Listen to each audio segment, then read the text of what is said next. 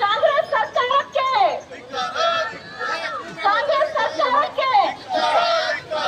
ಮಹಿಳಾ ಮೀಸಲಿ ಈ ಒಂದು ಪ್ರತಿಭಟನೆಯಲ್ಲಿ ನೆರೆದಿರ್ತಕ್ಕಂಥ ನನ್ನ ಎಲ್ಲಾ ಜೆಡಿಎಸ್ ನ ಮುಖ್ಯ ಉದ್ದೇಶ ಮೊನ್ನೆ ಬಹುಶಃ ಇಡೀ ಮಹಿಳಾ ಸಮುದಾಯವನ್ನೇ ನಮ್ಮ ಮಹಿಳೆಯರಿಗೆ ಸಿಗ್ಬೇಕಾಗಿತ್ತು, ದಶಕಗಳಿಂದ ಹಕ್ಕು ಸಿಗುತ್ತೆ ಅಂತೇಳಿ ಬಹಳ ಆಶಾಭಾವನೆಯಿಂದ ಇತ್ತು.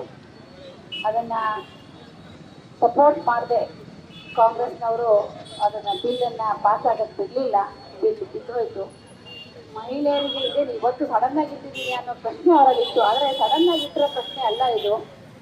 ಸುಮಾರು ವರ್ಷಗಳಿಂದಾನೇ ಹಿಂದೆ ನಮ್ಮ ಮಾಜಿ ಪ್ರಧಾನಿಗಳು, ನಮ್ಮ ಪಕ್ಷದ ರಾಷ್ಟ್ರಾಧ್ಯಕ್ಷರಾದ ಸನ್ಮಾನ್ಯ ದೇವೇಗೌಡ ಸರ್ ಅವರು ಸಹ ಇದನ್ನ 2 ಬಾರಿ ಮಂಡನೆ ಮಾಡಿರ್ತಕ್ಕಂಥದ್ದು ತಮ್ಗೆಲ್ರಿಗೂ ಗೊತ್ತಿರ್ತಕ್ಕಂಥದ್ದು ವಿಚಾರ.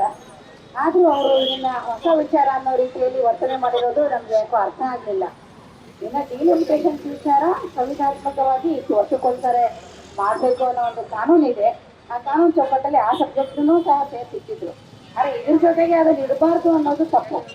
ಅವ್ರು ತಮ್ಮ ಸಲಹೆ ಸಹಕಾರಗಳು ಏನೇ ಇದ್ರೂ ಕೊಡ್ಬೋದಿತ್ತು. ಈಗೆಲ್ಲ ಹೀಗೆ ಮಾಡಿ, ಇಲ್ಲ ನೀವು ಜನಸಂಖ್ಯೆ ಆದರ್ಶ ಮಾಡಿ, ಇಲ್ಲ ಈಗಿರ್ತಕ್ಕಂಥ ವೋಟರ್ಸ್ ಆದರ್ಶ ಮಾಡಿ, ಆ ರೀತಿಯ ಸಲಹೆಗಳನ್ನ ಸರ್ಕಾರಕ್ಕೆ ಕೊಡ್ತಕ್ಕಂಥ ನಿಟ್ಟಿನಲ್ಲಿ ಕೊಟ್ಟು ಅದನ್ನ ಸಂವಿಧಾನಾತ್ಮಕ ಚೌಕಟ್ಟಲ್ಲಿ ಏನ್ ಮಾಡ್ಬೇಕು ಅದನ್ನ ಒಂದು ಅವಕಾಶ ಕೊಟ್ಟಿದ್ರೆ ಇದಕ್ಕೂ ಇವತ್ತು ಒಂದು ಒಳ್ಳೆಯ ಐತಿಹಾಸಿಕ ಒಂದು ಬಿಲ್ ಪಾಸ್ ಆಗ್ತಾ ಇತ್ತು. ಆದ್ರೆ ಮಹಿಳೆಯರಿಗೆ ಎಲ್ಲೋ ಒಂದ್ ಕಡೆಗೆ ಕಾಂಗ್ರೆಸ್ನವರು ಮಾಡಿರ್ತಕ್ಕಂಥ ಒಂದು ಅನ್ಯಾಯ ಅಂತ ಹೇಳ್ತೀನಿ. ಈ ರೀತಿಯ ಅವರ ವರ್ತನೆ ನಮ್ಗೆ ಅರ್ಥ ಆಗ್ಲಿಲ್ಲ. ಎಲ್ಲೋ ಮಹಿಳೆಯರ ಪರವಾಗಿದ್ದೀವಿ ನಾವು ಅಂತ ಹೇಳ್ತಾ ಮಹಿಳೆಯರಿಗೆ ನಾವು ಸಬಲೀಕರಣ ಮಾಡ್ತಾ ಇದ್ದೀವಿ ಅಂತ ಹೇಳೋದು ಒಂದ್ ಕಡೆಗೆ, ಆದ್ರೆ ಎಲ್ಲ ಒಂದ್ ಕಡೆಗೆ ಅವರ ಹಕ್ಕನ್ನು ಮೊಟಕುಗೊಳಿಸ್ತಕ್ಕಂತಹ ಒಂದು ವ್ಯವಸ್ಥೆನ ಅವರು ಮಾಡ್ತಾ ಇದ್ದಾರೆ.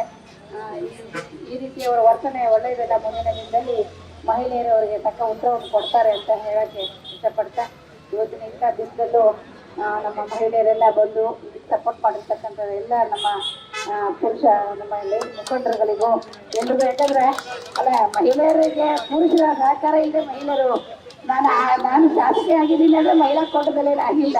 ಪುರುಷರ ಸಹಕಾರದೊಂದಿಗೆ ನಾನು ಸಹ ಶಾಸಕಿಯಾಗಿ ಇವತ್ತು ನಿಮ್ಮ ಹತ್ರ ಮಾತಾಡ್ತಾ ಇದ್ದೀನಿ.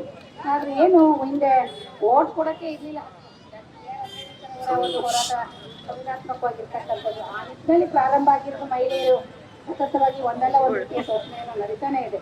ಸ್ಥಳೀಯ ಸಂಸ್ಥೆ ಚುನಾವಣೆಯಲ್ಲಿ 50% ಇದೆ.